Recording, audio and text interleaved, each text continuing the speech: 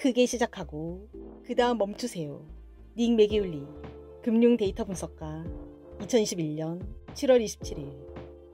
만약 22살의 저에게 더 많은 돈을 저축하라고 설득해야 한다면 저는 이렇게 말할 것입니다. 크게 시작하다가 멈추세요. 문자 그대로 아무것도 하지 않아도 수십 년 동안 부를 쌓을 수 있는 효과적인 저축 전략입니다. 은퇴를 준비하는 가장 쉬운 방법이 될 수 있습니다. 이 전략이 왜 그렇게 효과적일까요? 일찍 투자한 돈은 나중에 투자한 돈보다 훨씬 더 많이 늘어납니다. 돈을 저축하는 것보다 돈을 복리로 만드는 것이 훨씬 더 쉽습니다. 첫 번째 요점은 수학입니다. 하지만 두 번째 요점은 행동입니다. 평생 돈을 저축하려면 온갖 의지와 계획이 필요합니다. 하지만 돈을 복리로 만드는 데는 거의 아무런 노력이 필요하지 않습니다. 그저 기다리기만 하면 시장이 당신을 대신해 힘든 일을 해줍니다. 저는 지난 9년 동안 이 전략을 사용해왔고 지금까지 기적을 일으켰습니다. 물론 경력 초기에 많은 돈을 저축하는 것은 쉽지 않습니다. 특히 소득이 낮다면 더욱 그렇습니다. 그러나 첫 10년 동안 저축할 방법을 찾을 수만 있다면 큰 보상을 받게 됩니다. 서로 다른 저축 전략을 따르기로 한 두 사람을 가정해 보겠습니다. 한 사람은 경력의 처음 10년 동안 저축하기로 결심하고 그 이후로는 저축하지 않습니다. 다른 한 사람은 10년을 기다렸다가 그 다음 30년 동안 매년 저축을 이어갑니다. 두 사람 모두 1년에 1천만 원을 저축하고 돈의 7%를 벌었다고 가정할 때 40년 후 누가 더 많은 부를 얻게 될까요? 아래 차트에서 알 수 있듯이 일찍 시작한 사람이 확실한 승자입니다.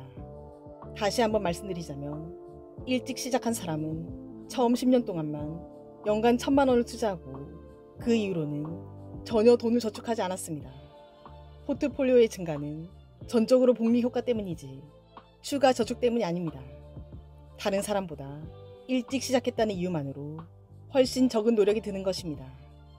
아래 이미지는 각 연간 저축액이 최종 포트폴리오에 차지하는 총 비율입니다.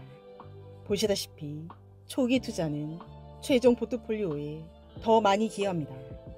1년차 투자가 최종 자산의 7%를 차지하는 반면 20년차의 투자는 2%에 불과한 이유입니다. 누적 통계를 보면 첫 해의 투자가 최종 자산의 7%를 기여할 뿐만 아니라 첫 10년 동안의 저축액이 최종 자산의 절반 이상을 차지합니다. 아래 차트에서 저축 연도에 따른 최종 포트폴리오의 누적 비율을 보면 더 명확하게 확인할 수 있습니다. 하지만 일찍 많이 저축하고 멈추는 방식을 따르고 싶지 않다면 앞으로 얼마나 더 저축해야 하는지 정확히 계산해 볼 수 있습니다. 예를 들어 당신이 경력의 첫 10년을 즐기고 싶고 저축에 대해 걱정하고 싶지 않다고 가정해 봅시다. 장기적으로 당신에게 얼마나 손해가 될까요?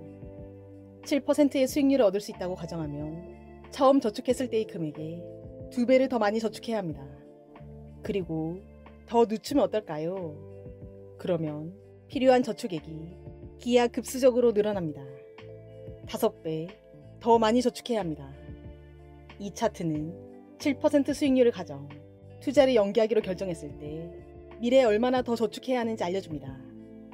그러나 이 글에서 강조한 저축 전략 효과에도 불구하고 어떤 사람들은 일찍 저축을 너무 과하게 할 수 있습니다. 저축과 삶의 즐거움 사이에서 적절한 균형을 찾는 것은 결코 쉬운 일이 아닙니다. 어떤 사람들은 이 전략이 너무 스트레스를 주고 이것을 추구하려고 하면서 인생의 기회를 놓칠 것입니다. 제가 드릴 수 있는 가장 좋은 조언은 당신에게 맞는 것을 찾고 재정에 대해 조금 덜 걱정하라는 것입니다. 결국 단지 돈일 뿐입니다. 더 자세한 내용은 더보기란에 있는 링크 주소를 참고해 주시길 바랍니다. 구독과 좋아요로 부유한 책방으로 입장하세요. 감사합니다.